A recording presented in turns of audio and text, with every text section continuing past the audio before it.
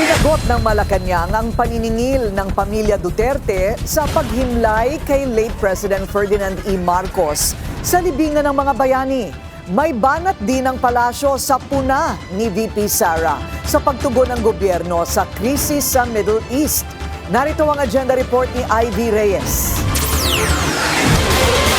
Magkaiba ang utang na loob at hustisya. Ito ang sagot ng Malacanang sa pahayag ng Duterte camp na ang umano'y kidnapping ni former President Rodrigo Duterte ang isinukli ng mga Marcos matapos ilagak sa libingan ng mga bayani ang kanilang ama. Pero ang pagtanaw ng utang na loob ay hindi naman po kinakailangan na i-tolerate o tulugan ang anumang akusasyon ng kriminalidad at takpan ng mata sa maaaring nadulot ng karumal-dumal na patayan ng EJK.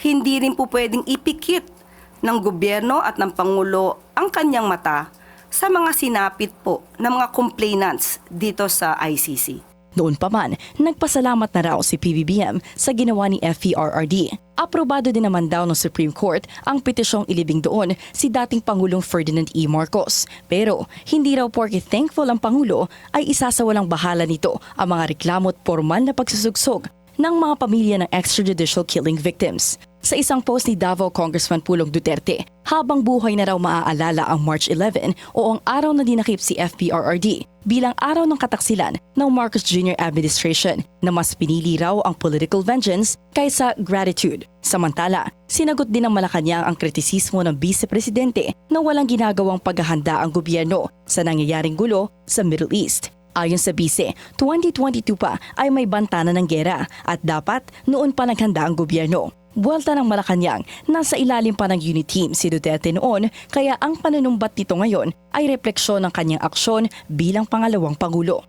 Dahil kung alam niya na po ito, malamang ay meron siyang sariling bolang kristal, ay dapat ipinaalam niya kung ito ay verified info nang galing sa kanya. Dapat ipinaalam niya ito agad sa bansa. Ipinaalam niya ito agad sa Pangulo at sa otoridad. So, kung siya may alam as early as 2022 at hindi man lang niya ito binanggit diretso sa ating mga kababayan, sino ang hindi nagtrabaho? Sino ang walang ginawa?